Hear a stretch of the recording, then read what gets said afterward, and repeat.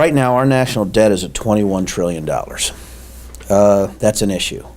And I think when you prioritize federal programs, the first thing you have to do before you prioritize those programs is to audit those programs. Anything from the Department of Defense to the Department of Labor to the Department of Education, every single office, bureaucratic office, but every single department needs to be audited. If I'm running a company and I'm looking at this type of waste, the first thing you have to do is address that waste, and you have to make tough decisions. I believe the toughest thing that we have right now in prioritizing federal programs, but also in relieving or decreasing our national debt, is the politicization of the process.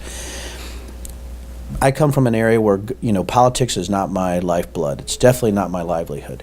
So at this point, I believe I have the freedom to look at those programs that can be cut and actually be a voice for fiscal constraint.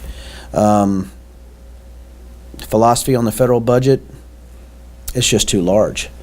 And at some point, and I don't know who this is going to be, and I believe I might be the start of this, at some point people have to tell the truth on what programs are needed or what programs aren't needed.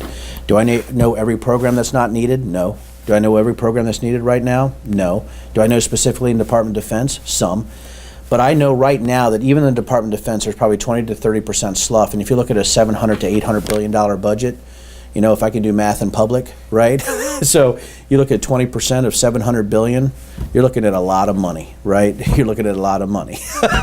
What, 140 billion, right? So you're looking at $140 billion you could probably take off the top just in pass-throughs, contract or even government workers, and sadly, a lot of the stuff is pretty harsh that you would have to do that. But that's across every single sector. I think what's forgotten in the federal sector, and I think what's forgotten by politicians and forgotten by those who look at the budget, that guess where money comes from? Taxpayers. Federal government does not create jobs. Taxpayers create jobs. And at some points, the taxpayers are going to be tapped. So when you look at, I hope I'm right, there's over 21 million federal, local, and state employees and 128 million private sector employees.